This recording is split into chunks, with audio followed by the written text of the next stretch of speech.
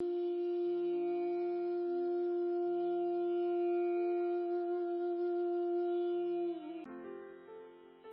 ശാന്തി. Meditation as medicine എന്ന ഈ പ്രോഗ്രാമിലേക്ക് ഏവർക്കും സ്വാഗതം. ലോകത്തിൽ ഇന്ന് അനവധി പ്രകാരത്തിലുള്ള മെഡിറ്റേഷൻസ് ഉണ്ട്. എന്നാൽ രാജയോഗ ധ്യാനം അഥവാ രാജയോഗ മെഡിറ്റേഷൻ എങ്ങനെ ഒരു ഔഷധമായി നമ്മുടെ ശരീരത്തിൽ പ്രവർത്തിക്കുന്നു എന്ന് വ്യക്തമാക്കി തരികയാണ് ഇന്ന് ഈ പ്രോഗ്രാമിലൂടെ ഉദ്ദേശിക്കുന്നത്. എന്തുകൊണ്ടാണ് ഇന്നത്തെ ലോകത്തിൽ ഇത്രമാത്രം രോഗികൾ? രോഗങ്ങൾ വരുന്നതിനുള്ള മുഖ്യമായ കാരണം നമ്മുടെ ശരീരത്തിലെ മുഖ്യമായ 7 എനർജി സെൻറ്റേഴ്സ് അഥവാ ഊർജ കേന്ദ്രങ്ങൾ അടഞ്ഞു പോകുന്നതിലൂടെ എനർജി ഫ്ലോ അഥവാ ഊർജ പ്രവാഹം തടസ്സപ്പെടുന്നതാണ്. ഒരു രോഗിയെ വളരെ സ്നേഹത്തോടെ പരിചരിക്കുമ്പോൾ അവരുടെ രോഗം വളരെ വേഗത്തിൽ സുഖപ്പെടുന്നതായി നാം കണ്ടിട്ടുണ്ട്. സ്നേഹം, ശാന്തി, സുഖം, ആനന്ദം ഇതെല്ലാം നമ്മുടെ തന്നെ ഉള്ളിൽ ഉള്ള ഗുണങ്ങളാണ്. സ്നേഹം ഒരാളിൽ നിന്ന് മറ്റൊരാളിലേക്ക് ലഭിക്കുമ്പോൾ തന്നെ ഇത്രയും ഫലം കാണുന്നുവെങ്കിൽ രാജയോഗ ധ്യാനത്തിലൂടെ സ്നേഹസാഗരനായ ഈശ്വരനിൽ നിന്നും ആ സ്നേഹത്തിൻ്റെ ശക്തി എന്നിൽ പ്രയോഗിക്കപ്പെടുമ്പോൾ അതിൻ്റെ ഫലവും തീർച്ചയാണ്. നമ്മുടെ ഉള്ളിലുള്ള മറ്റു ഗുണങ്ങളും ജീവിതത്തിൽ എങ്ങനെ പ്രയോജനപ്പെടുത്താം എന്ന് ഇന്ന് നമുക്ക് മനസ്സിലാക്കാം. മെഡിറ്റേഷൻ ആസ് മെഡിസിൻ എന്ന ഈ പ്രോഗ്രാം വർണ്ണങ്ങൾ, ഗുണങ്ങൾ, മുദ്രകൾ, പ്രധാന എനർജി സെൻറ്റേഴ്സ് അഥവാ ഊർജ കേന്ദ്രങ്ങൾ, തത്വങ്ങൾ എന്നിവയെ അടിസ്ഥാനപ്പെടുത്തിയിട്ടുള്ളതാണ്. ഈ ആഴ്ച നമുക്ക് ക്ലെൻസിംഗ് മെഡിറ്റേഷനെ കുറിച്ച് മനസ്സിലാക്കാം.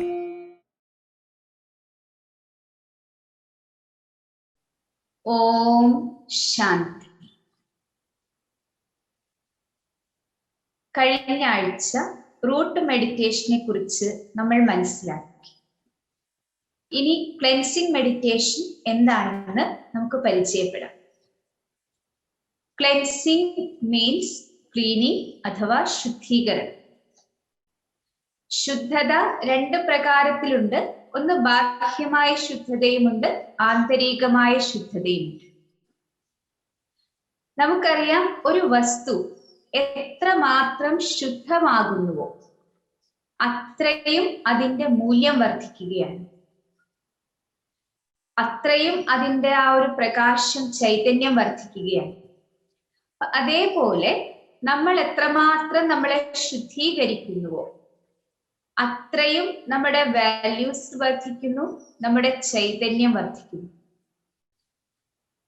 മെയിനായിട്ട് 7 ശുദ്ധികളാണ് പറയുന്നത്. അതിൽ ഒന്നാമത്തേതാണ് മനഃശുദ്ധി എന്ന് പറയുന്നത്. ഇമ്പോർട്ടൻ്റ് ആയിട്ടുള്ളതാണ് മനഃശുദ്ധി. മനഃശുദ്ധി എന്നാൽ മനസ്സിനെ ശുദ്ധമായ വിചാരങ്ങൾ കൊണ്ട് നിറയ്ക്കുക. ഏതുപോലെ നമ്മുടെ വീട്ടില് ഒരു പൂച്ചാമുറിയോ അങ്ങനെ ഏതെങ്കിലും ഒരു സ്ഥാനമുണ്ടെങ്കിൽ നമ്മൾ എത്ര വൃത്തിയായിട്ടാണ് അതിനെ സൂക്ഷിക്കുക? യാതൊരു അഴുക്കോ പൊടിയോ ഒന്നും പിടിക്കാൻ അനുവദിക്കില്ല. അതേപോലെ തന്നെ നമ്മുടെ മനസ്സിൽ വരുന്ന അഴുക്കുകൾ, അശുദ്ധത, അതാണ് നെഗറ്റീവ് വിചാരങ്ങളും വേസ്റ്റ് ആയിട്ടുള്ള വിചാരങ്ങളും, വ്യർത്ഥമായ ചിന്തകൾ. ഈ അശുദ്ധമായ വിചാരങ്ങളെയും വ്യർത്ഥ ചിന്തകളെയും ഒഴിവാക്കി നമ്മുടെ മനസ്സിൽ ശുഭമായ ചിന്തകൾ, പോസിറ്റീവ് ആയിട്ടുള്ള വിചാരം, ഇതിനെ കൊണ്ട് നിറയ്ക്കുന്നു. ഇതാണ് മനസ്സിന്റെ ക്ലീനിങ് കൊണ്ട് ഉദ്ദേശിക്കുന്നത്. ആരുടെ മനസ്സാണോ ശുദ്ധമായിരിക്കുന്നത് അവരെ തന്നെയാണ് മനഃശക്തിയുള്ളവർ എന്ന് പറയുന്നത്, അല്ലെങ്കിൽ മനോനിയന്ത്രണ ബലമുള്ളവർ എന്ന് പറയുക. കാരണം നമ്മുടെ മനസ്സിലെ ചിന്തകളെ ഇല്ലാതാക്കാൻ നമുക്ക് സാധിക്കില്ല. എന്നാൽ തെറ്റായ ദിശയിലേക്ക് പോകുന്ന ചിന്തകളെ ശരിയായ ദിശയിലേക്ക് കൊണ്ടുവരാൻ നമുക്ക് സാധിക്കും. അതുകൊണ്ടാണ് പറയുന്നത് മൻ ജീത്തേ ജഗത് ജീത്ത്. അതായത് മനസ്സിനെ ജയിച്ചാൽ ജഗത്തിനെ ജയിച്ചു എന്നാണ്.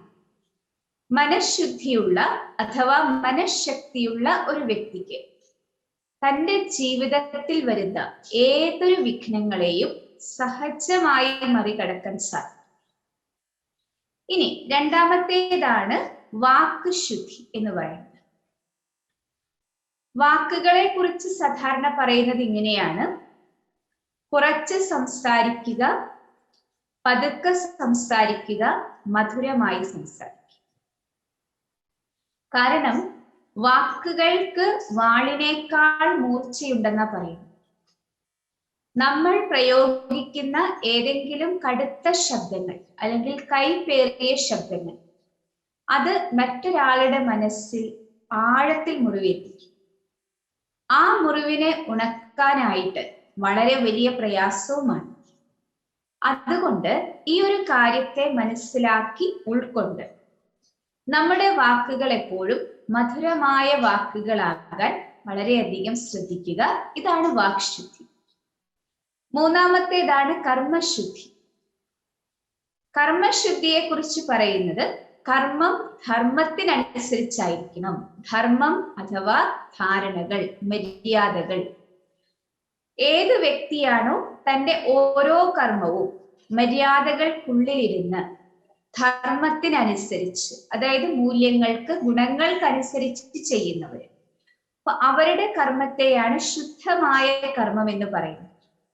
ആ ശുദ്ധമായ കർമ്മത്തിലൂടെ അനേകം പേർക്ക് സുഖം ലഭിക്കുക. അവരുടെ കർമ്മം കണ്ട് അനേകം പേരിലേക്ക് ആ ഗുണങ്ങളും വന്നു ചേരും. ഇതാണ് കർമ്മശുദ്ധി. ഇനി നാലാമത്തേതാണ് സമ്പർക്കശുദ്ധി.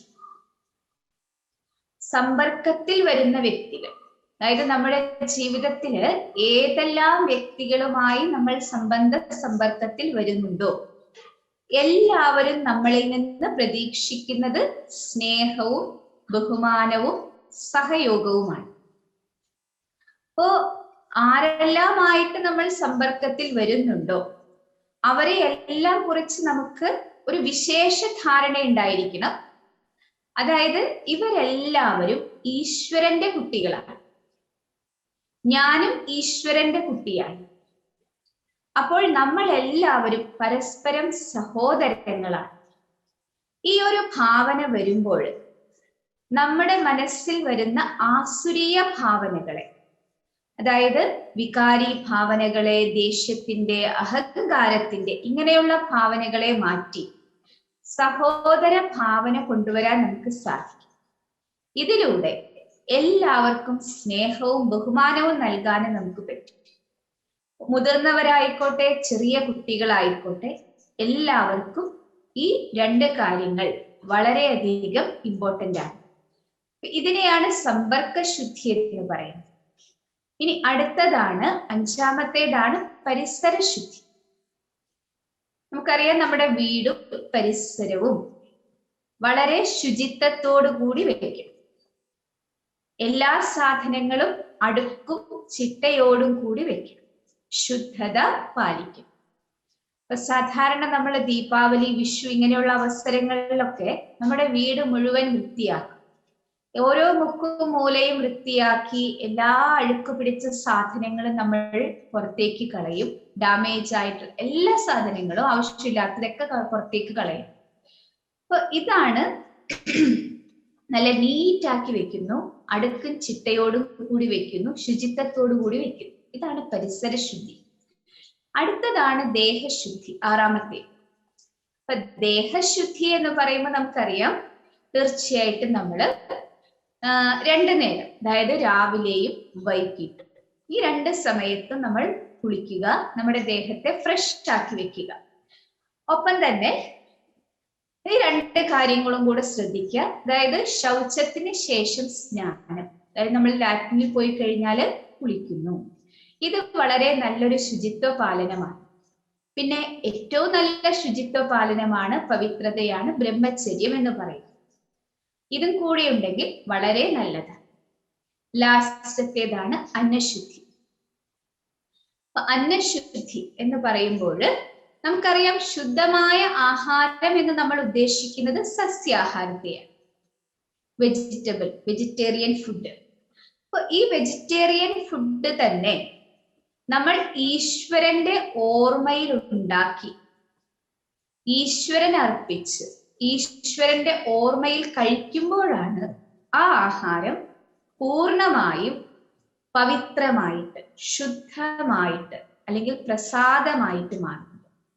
അപ്പൊ ഇങ്ങനെ നമ്മൾ ആഹാരം ശീലിക്കുമ്പോൾ അത് നമ്മുടെ മനസ്സിന്റെ മേലും വളരെയധികം സ്വാധീനം ഉണ്ടാക്കും, മനസ്സിൽ ശുദ്ധമായ വിചാരങ്ങൾ ഉണ്ടാക്കുന്നതിന് സഹായിക്കുകയും ചെയ്യും. അപ്പൊ ഇതാണ് നമ്മൾ പാലിക്കേണ്ട 7 ശുദ്ധികൾ എന്ന് പറയുന്നത്. ഇനി ക്ലെൻസിങ് മെഡിറ്റേഷൻ, ഇത് ഒരു ശുദ്ധീകരണ പ്രക്രിയയാണ്. സ്വാദിഷ്ഠാന ചക്രയാണ് ഈ ക്ലെൻസിങ് മെഡിറ്റേഷനുമായി ബന്ധപ്പെട്ട് വന്നിരിക്കുന്നത്. സ്വാദിഷ്ഠാന ചക്ര, സ്വാദിഷ്ഠാന ചക്ര 6 ഇതളുകളുള്ള, അതായത് 6 പെറ്റൽസ് ഉള്ള ചക്രയായിട്ടാണ് കണക്കാക്കപ്പെടുന്നത്. മൂലാധാര ചക്രയുടെ തൊട്ടുമുകളിൽ, അതായത് റൂട്ട് ചക്രയുടെ തൊട്ടുമുകളിൽ, എന്നാൽ നാഭിക്ക് തൊട്ടു താഴെ ആയിട്ടാണ് സ്വാദിഷ്ഠാന ചക്രയുടെ സ്ഥാനം. സ്വാദിഷ്ഠാന ചക്ര ജലതത്വവുമായിട്ടാണ് ബന്ധപ്പെട്ട് കിടക്കുന്നത്. അതുകൊണ്ട് തന്നെ നമ്മുടെ ശരീരത്തിലെ ജലതത്വത്തിന്റെ പ്രയാസങ്ങൾ കൊണ്ടുവരുന്ന എല്ലാ രോഗങ്ങളെയും മാറ്റാനായിട്ട് സ്വാദിഷ്ഠാന ചക്രയുടെ ആക്ടിവേഷനിലൂടെ നമുക്ക് സാധിക്കുന്നതാണ്. സ്വാദിഷ്ഠാന ചക്ര ആക്ടിവേറ്റ് ആകുന്നതിലൂടെ നമ്മുടെ ശരീരത്തിലെ മുഴുവൻ ബ്ലഡും പ്യൂരിഫൈ ചെയ്യാൻ സാധിക്കും. ബ്ലഡ് പ്യൂരിഫിക്കേഷൻ നടക്കുക.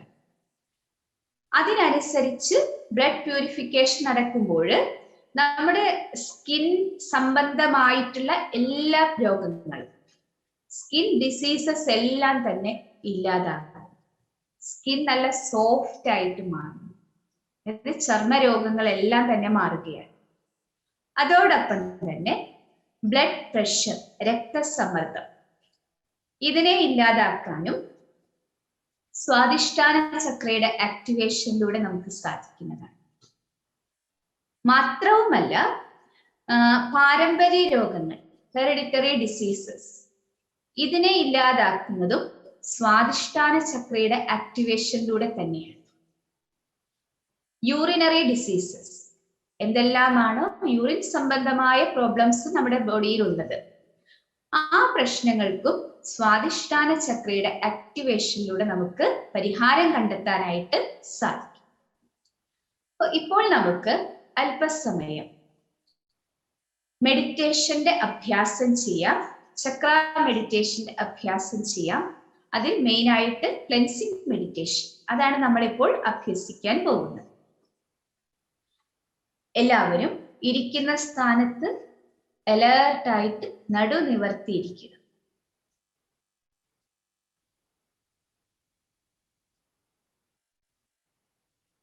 തന്റെ ശ്രദ്ധ മറ്റെല്ലാ ഭാഗത്തു നിന്നും പിൻവലിക്കുക.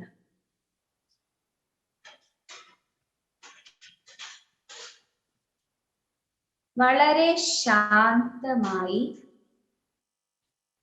സ്വസ്ഥമായിട്ടിരിക്കും. വളരെ കംഫർട്ടബിൾ ആയി, ശരീരത്തിൽ എവിടെയും ആയാസം കൂടാതെ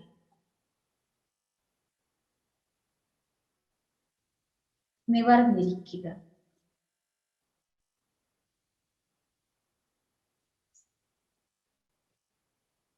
ഞാനിപ്പോൾ മസ്തകത്തിനുള്ളിൽ പ്രകാശിച്ചുകൊണ്ടിരിക്കുന്ന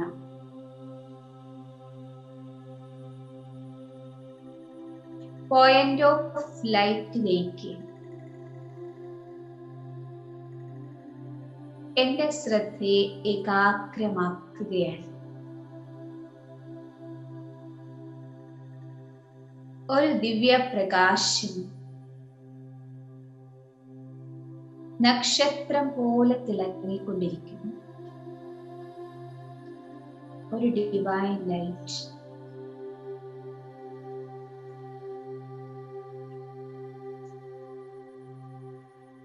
ശരീരത്തിലെ എല്ലാ ചക്രാസിനെയും കാണും.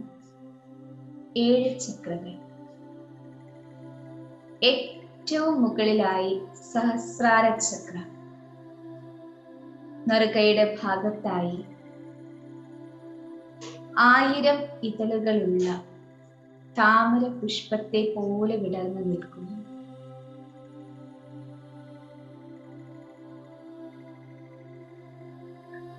എന്റെ സഹസ്രാര ചക്ര പൂർണ്ണമായും തുറന്നിരിക്കുകയാണ്.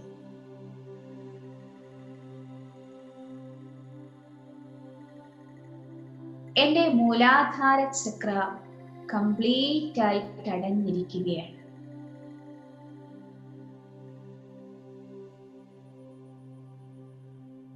ഇപ്പോൾ ഞാൻ എന്റെ ശിരസ്സിന് തൊട്ടു മുകളിലായി സുപ്രീം പവറിനെ കാണുകയാണ്.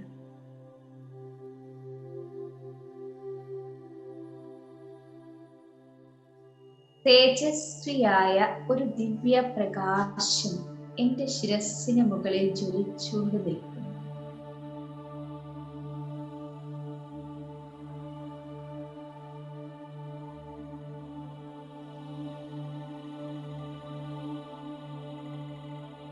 ആ സുപ്രീം എനർജിയിൽ നിന്ന് എന്നിലേക്ക് സ്പിരിച്വൽ എനർജി ഒഴുകി വരികയാണ്.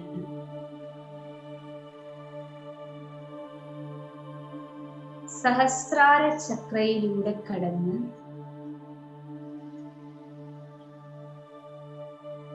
മസ്തകത്തിൽ പ്രകാശിച്ചുകൊണ്ടിരിക്കുന്ന ചൈതന്യ ബിന്ദുവിലേക്ക് ഈ സ്പിരിച്വൽ എനർജി നിറയുന്നു.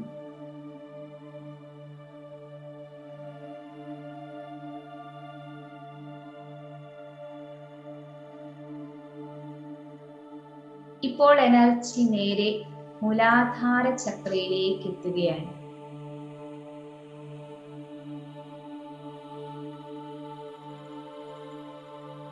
മൂലാധാര ചക്ര ഇപ്പോൾ എല്ലാ ബ്ലോക്കുകളും മാറി ചാർജായി കറങ്ങിക്കൊണ്ടിരിക്കുകയാണ്.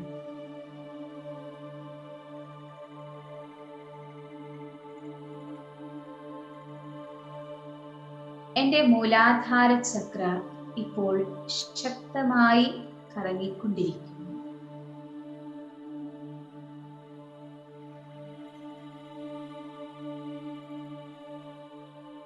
ഇപ്പോൾ സ്പിരിച്വൽ എനർജി നേരെ സ്വാധിഷ്ഠാന ചക്രയിലേക്ക് എത്തുകയാണ്.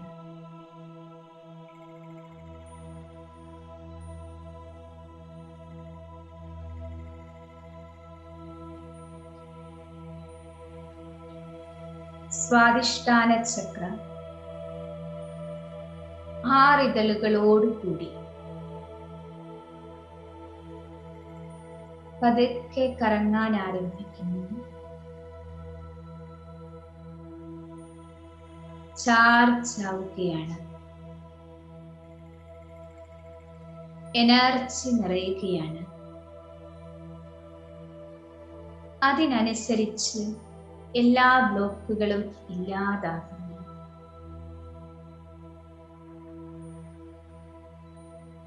സ്വാധിഷ്ഠാന ചക്രയിൽ നിന്ന് മുഴുവൻ ശരീരത്തിലെ ജലതത്വത്തിലേക്കും സ്പിരിച്വൽ എനർജി നിറയുകയാണ്.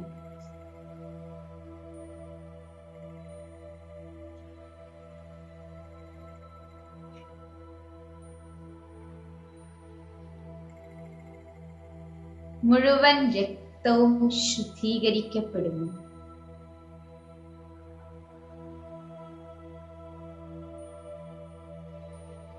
എല്ലാ ചർമ്മരോഗങ്ങളും അപ്രത്യക്ഷമാകുന്നു.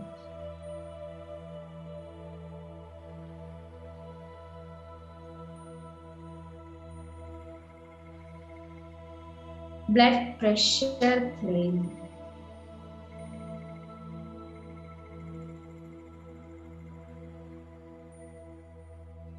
യൂറിനറി ഡിസീസസ് എല്ലാം മാറുകയാണ്. സ്വാധിഷ്ഠാന ചക്രയിൽ നിന്ന് സ്പിരിച്വൽ എനർജി കൃത്യമായി എല്ലാ ഭാഗത്തേക്കും പോയിക്കൊണ്ടിരിക്കുകയാണ്.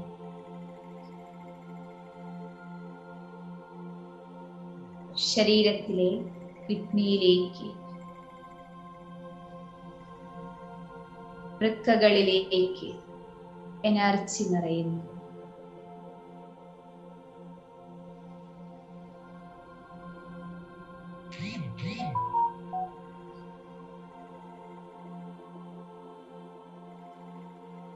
ഇപ്പോൾ സ്വാദിഷ്ഠാന ചക്ര ഫുള്ളായി പ്രവർത്തിച്ചുകൊണ്ടിരിക്കുകയാണ്, ആക്ടിവേറ്റ് ആയിരിക്കുകയാണ്. യാതൊരു സ്റ്റെപ്പും ബ്ലോക്കും ഇല്ലാതെ പ്രവർത്തിച്ചുകൊണ്ടിരിക്കുന്നു. സ്പിരിച്വൽ എനർജി ഇപ്പോൾ സ്വാദിഷ്ഠാന ചക്രയ്ക്ക് മുകളിലുള്ള മണിപൂരക ചക്രയിലെത്തുന്നു. മണിപൂരക ചക്രയും ചാർജായി കറങ്ങുകയാണ്, ആക്ടിവേറ്റ് ആകുകയാണ്.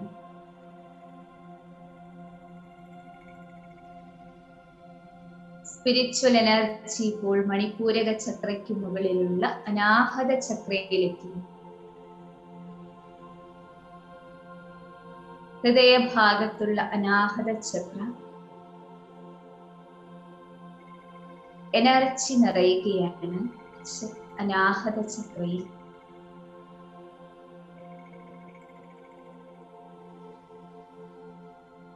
അനാഹത ചക്ര കറങ്ങുകയാണ്. ഫുൾ ചാർജ് ആവുകയാണ്. സുപ്രീം ലൈറ്റിൽ നിന്നും എനർജി ഇപ്പോൾ വിശുദ്ധി ചക്രയിലേക്ക് എത്തുന്നു.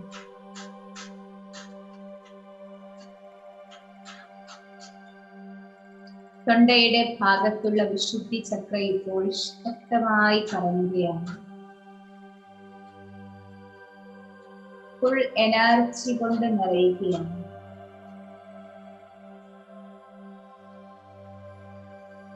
ഡിവൈൻ ലൈറ്റ് നിറയുകയാണ്. ഇപ്പോൾ സ്പിരിച്വൽ എനർജി ആജ്ഞാചക്രയിലെത്തുന്നു. പുരികങ്ങൾക്ക് മധ്യഭാഗത്തുള്ള ആജ്ഞാചക്ര ഫുൾ എനർജി കൊണ്ട് നിറഞ്ഞ് ചാർജ് ആയിരിക്കുന്നു.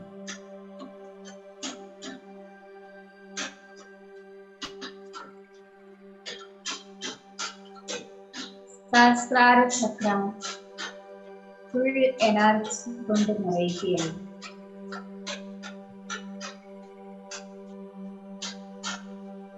ഇപ്പോൾ എന്റെ ശരീരത്തിലുള്ള എല്ലാ ചക്രാസ്, എല്ലാ എനർജി സെന്റേഴ്സ് ഫുള്ളി ആക്ടിവേറ്റ് ആയിരിക്കുകയാണ്, പ്രവർത്തനക്ഷമമായിരിക്കുകയാണ്.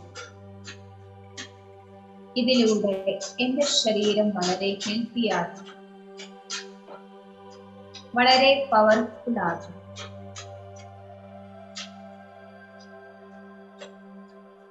ഓം ശാന്തി. ഓം ശാന്തി. ഈ മെഡിറ്റേഷൻ ആൽഫ മെഡിറ്റേഷൻ ടെക്നിക് ഉപയോഗിച്ച് വീണ്ടും 24 മണിക്കൂറിനുള്ളിൽ ഒന്നിലധികം പ്രാവശ്യം നമ്മളിത് അഭ്യസിക്കുക. ഈ അഭ്യാസത്തിലൂടെ നമ്മുടെ സബ് കോൺഷ്യസ് മൈൻഡിൽ ആൽഫ തരംഗങ്ങളായി ഇത് റെക്കോർഡ് ചെയ്യപ്പെടുകയും ഇതിന്റെ ഫലമായിട്ട് 100% റിസൾട്ട് നമുക്ക് ലഭിക്കുകയും ചെയ്യും. ഓം ശാന്തി.